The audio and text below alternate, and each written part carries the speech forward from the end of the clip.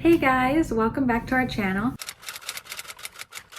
Before we get started, I want to address the way that I look today. I filmed a video with my sister on her channel where she turns me into her and she does her makeup and hair how she normally does it, and she did it on me. So if you guys want to watch that video, I'll link it down below. My eyes actually really irritated. I haven't worn makeup in like weeks.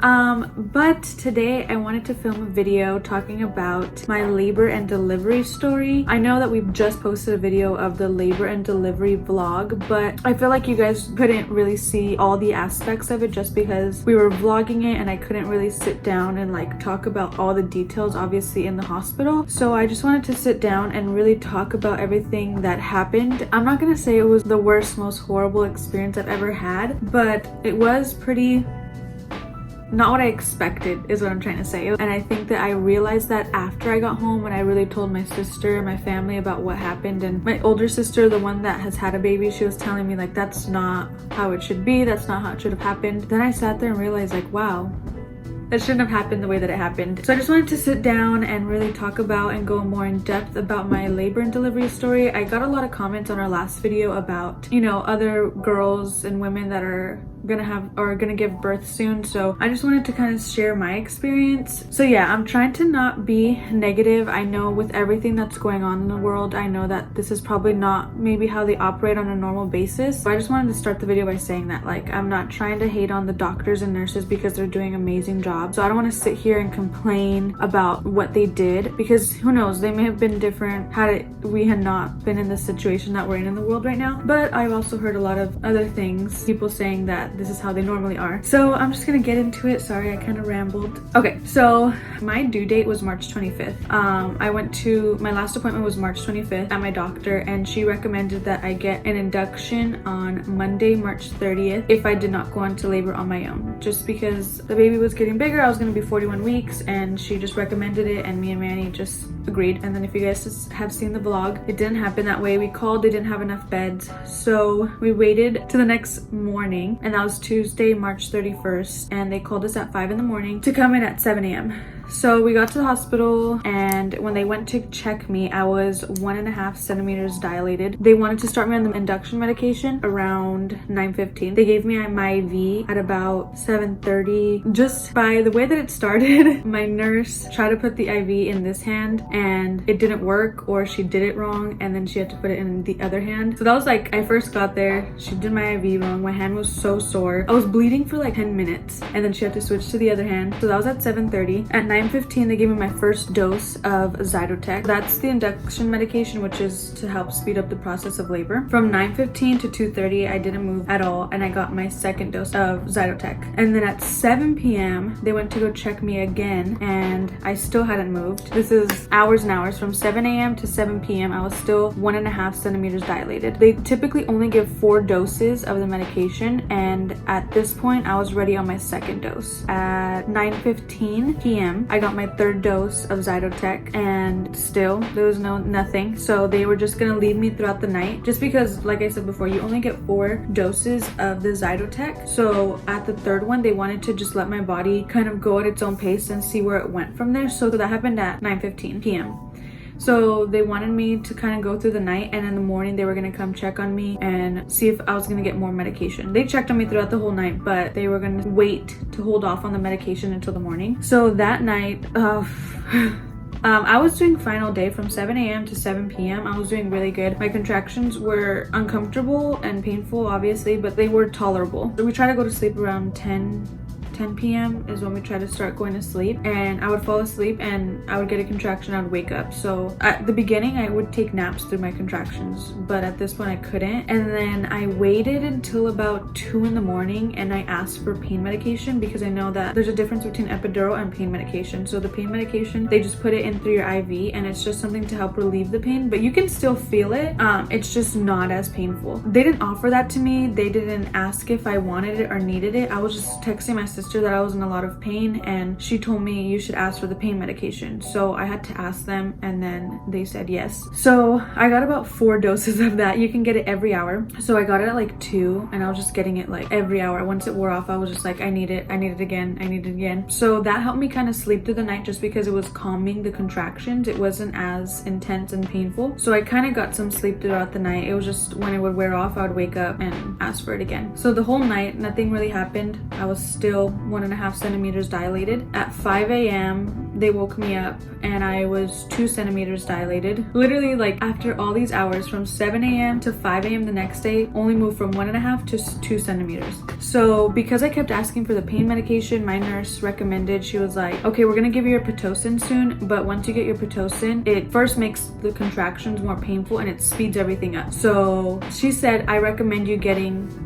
your epidural now, because as soon as you get the pitocin, it's just going to go very quickly and you're going to be in a lot of pain, because pitocin makes your contractions just way more intense. I agreed, because I was like, if you sorry I said, if you think that I need it, you know what, I'm gonna get it. So I was at 2 centimeters at 5 a.m. and I went in to go get my epidural. I went in and honestly was not that bad. I was expecting a lot more. I was expecting it to be a lot more painful, but it really wasn't.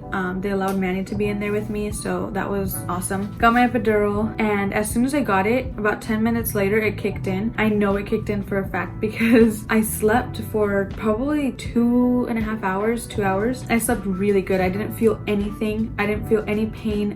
I couldn't feel a contraction coming or going. I didn't feel anything. I got the epidural, I went into back to my room and didn't feel anything. And at 7 a.m. they gave me my pitocin without telling me they were giving me my pitocin. They didn't wake me up. They didn't tell my husband they were giving me pitocin. They just put it in my IV while I was sleeping. So I woke up like at 7:30 and I heard the nurses talking about it, and they just said, oh yeah, we just gave her pitocin about 30 minutes ago. So as soon as I got it, it just went downhill. Oh my gosh. Before, my body was completely numb. I couldn't feel anything. Contractions coming, going, they touched my feet. I couldn't feel anything. By the time they gave me my pitocin at 7 and I hit 8 a.m. an hour later, I went to 3 centimeters and I was in, oh my gosh, I was in excruciating pain. By the time I hit 8 o'clock, I couldn't even take the pain anymore. I was like, that's why we stopped vlogging a lot, because I was like I went from like sleeping to waking up screaming because I was in so much pain. So at 8:20 they came and broke my water, and it was really quick. So from 8:20 to 8:45 I went to 4 centimeters. So this is 8:45 a.m. on April 1st. And then from 8:45 to 9:30 a.m., which is only 45 minutes that went by. In 45 minutes I went from 4 centimeters to 8 centimeters. Oh my gosh, you guys, I don't think I can't even put into words the pain that I felt.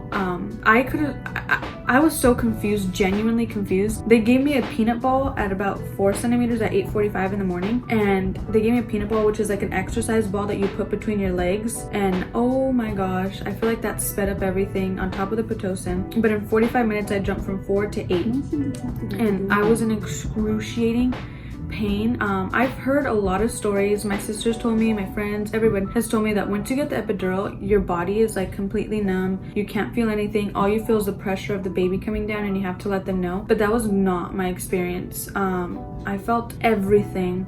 I can feel, they said like you couldn't feel when people touch your legs or anything, but I can feel when Manny touched my legs. I could feel everything. Like I was no longer numb, and like my legs were a tiny bit tingly, but like I could feel everything. I felt like, I know if this is too graphic, I felt like my whole body was stretching open from the bottom. So that only took 45 minutes. I jumped 4 centimeters.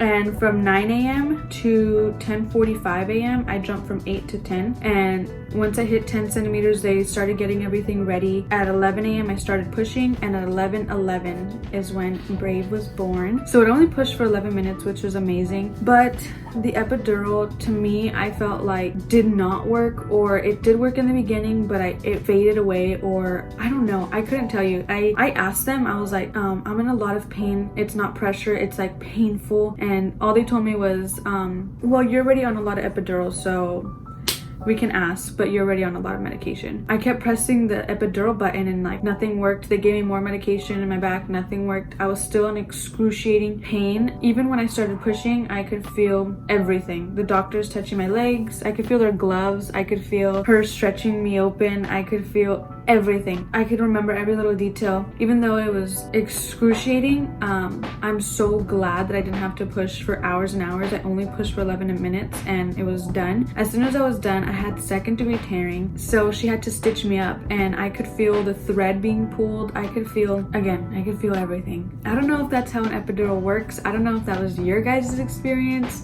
It was not fun for me, but that wasn't even the worst of it. The nurses were great. I had some that were really rude, but other than that, I had really good nurses. It was just after the baby was born was when I really felt just lost and confused. We had the baby, and as soon as the baby came out, they cleaned up the baby, they gave him his shots, and they all left. And they left for about 3 hours, and no one came back to check on us. No one told us like, hey, don't get up. No one told us anything. They literally just left.